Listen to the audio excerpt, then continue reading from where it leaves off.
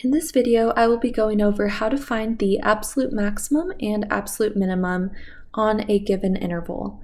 So the absolute max is the highest y value on an interval, and the absolute minimum is the lowest y value on an interval. So in order to find the absolute max and the absolute min, we want to compare the y values of the endpoints with the y values of the critical points. A critical point is a point where f prime of x equals 0 or f prime of x is equal to undefined. So here, to find the critical points, we're going to take the first derivative and set it equal to 0 or equal to undefined. Let's look at an example. So here we want to find the absolute max and absolute minimum of the function f of t equals t times the square root of 36 minus t squared on the interval -1 to 6. First, we need to find the derivative of f, so f prime of t. In f of t, we have multiplication because t is being multiplied by the square root of 36 minus t squared. So here we're going to want to use product rule. And product rule states that if you have a function, let's say f of t equals g of t times h of t, then the derivative is just, you take the derivative of the first function, leave the second function, and then plus leave the first function alone, and then multiply by the derivative of the second function. So this is your first function, and this is your second function. In our case, the first function will be t,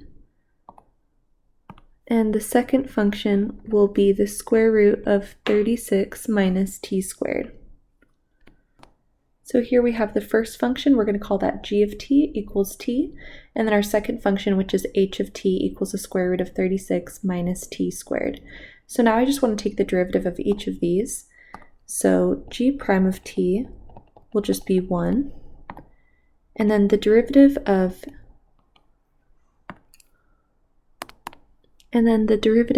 h will be, well, this is really like saying 36 minus t squared to the 1/2 power.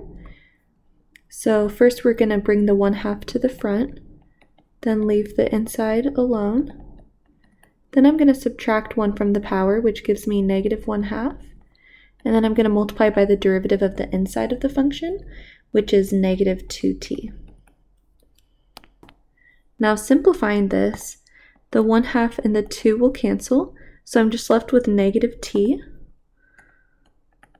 And then I can rewrite this as a square root on the bottom, 36 minus t squared. And I can actually pull that negative all the way out to the front of this fraction. So now we can see that the derivative of f is equal to the derivative of the first function, which is 1. And then we're going to multiply by the second function, which is just the square root of 36 minus t squared. Then we're going to multiply by the first function, which is t, and then we're going to multiply that by h prime of t, which is -t over 36 minus t squared. Now simplifying that, we get 36 minus t squared minus t squared over the square root of 36 minus t squared. So now I just want to write this as one fraction. So I'm going to multiply the top and bottom here by the square root of 36 minus t squared. So that numerator, the square roots will cancel, so I just get 36 minus t squared, and then square root 36 minus t squared on the bottom.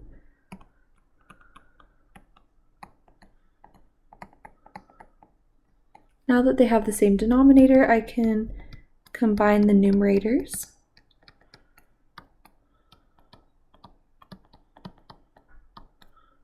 And then I'm left with 36 minus 2t squared over the square root of 36 minus t squared. Now that I have f prime of t, I just need to set that equal to 0 and equal to undefined. So in order for this fraction to equal 0, that just means that the numerator needs to equal 0. So I'm setting 36 minus 2t squared over square root 36 minus t squared equal to 0 first. And the only way that this can equal 0 is if the numerator equals 0.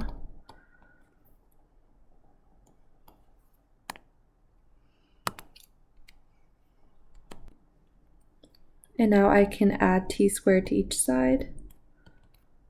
So I added 2t squared to each side. Then I can divide 2, so I get 18 is t squared. And then I can take the square root to both sides. So then I will get plus or minus 3 square root 2. But we were in the interval from -1 to 6, so only 3 square root 2 will be in that interval, so my t value will just be 3 square root 2. Now in order for the derivative to be undefined, the only way that this can be undefined is if the denominator is equal to 0, because if you have something like 1 over 0, that would be undefined. Anytime we try to divide by 0, that gives us undefined. So here I'm going to set the denominator equal to 0. And if I square both sides, I get 36 minus t squared equals 0. And then that will just give me that t is plus or minus 6. But once again, we're in the interval from -1 to 6, so the only value that is included in that is positive 6. Now I need to compare the y values of the endpoints with the y values of the critical points. So our endpoints, well, we were on the interval from -1 to 6, so our endpoints for our t values will be -1 and 6. And then one of our critical points was 3 square root 2, and the other critical point was 6. So because the other critical point was 6 and the endpoint was 6, I'm just going to only write that one once. My original function was f of t equals t times the square root of 36 minus t squared. So I'm going to plug these t values into this function to find my y values. So if I plug in -1,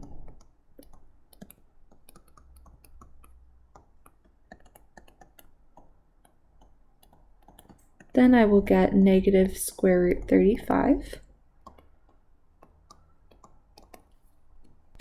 And if I plug in 3 square root 2, then I get 3 square root 2 times the square root of 36 minus 3 times square root 2 squared. 3 square root 2 squared will give me 18, and then 36 minus 18 gives me 18. If I multiply these two numbers inside of the square root together, then I will get square root 36. So then I'll just get 3 times 6, which will give me 18. And then finally, if I plug in 6, then I just get 6 times 36 minus 6 squared, which will be 6 times the square root of 0, which will just be 0. So now that I'm just comparing all of these y values, whichever one is my highest y value will be my absolute maximum. So I can see that this will be my absolute max. And then whichever number is the smallest will be your absolute minimum. So now to write our final answer, we're going to first say the absolute minimum is, and then you'll state the y value, which is negative square root 35, and then we say where it occurs. So where the absolute max and min occur is at the corresponding t values. So the absolute minimum will occur at t equals -1, and the absolute maximum will occur at t equals 3 square root 2, and the actual absolute maximum will be 18, which is the y value.